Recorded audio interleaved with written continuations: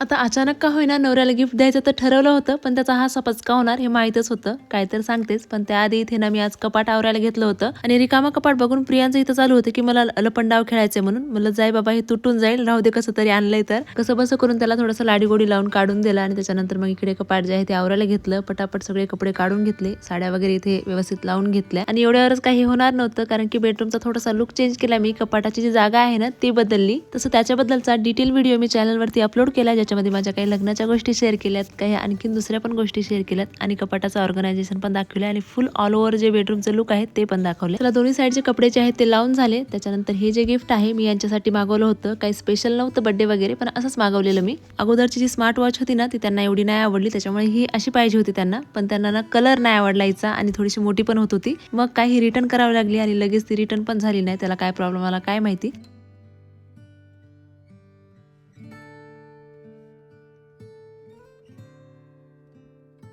त्याच्यानंतर मग रात्रीच्या स्वयंपाकाला इथे लागले होते. आता थंडीचे दिवस आहेत, एकतर भूक पण लागते आणि गरम गरम खाण्याची एक मजाच वेगळी असते. तर इथे भाकर, वरण, भात, आलूची भाजी आणि चपाती असा काही मेन्यू होता आजचा. तर मस्त असं पोटभर जेवण झालं. त्याच्यानंतर मला चला आता एवढंच काम राहिलंय, हे ड्रेसिंग टेबल एवढं आवरायचं राहिलंय, तेवढं आवरून घेऊया. म्हणजे कसं आजच्या दिवसभराच्या कामाला एकदम फुल स्टॉप लागून जाईल. तर सगळं ज्वेलरी वगैरे माझे जे रोजचे प्रोडक्ट आहेत वापरायचे ते आणि प्रमोशनचे प्रोडक्ट हे सगळं व्यवस्थित वेगवेगळं करून ठेवून दिलं. बाकी हे सगळं पूर्ण आवरून झाल्याच्या नंतर मला असं वाटतंय की हे प्रोडक्ट ठेवायला आणि कपडे सुद्धा ठेवायला ऑर्गनायझर घ्यायला पाहिजे. तुमचं काय सजेशन आहे कमेंटमध्ये नक्की कळवा.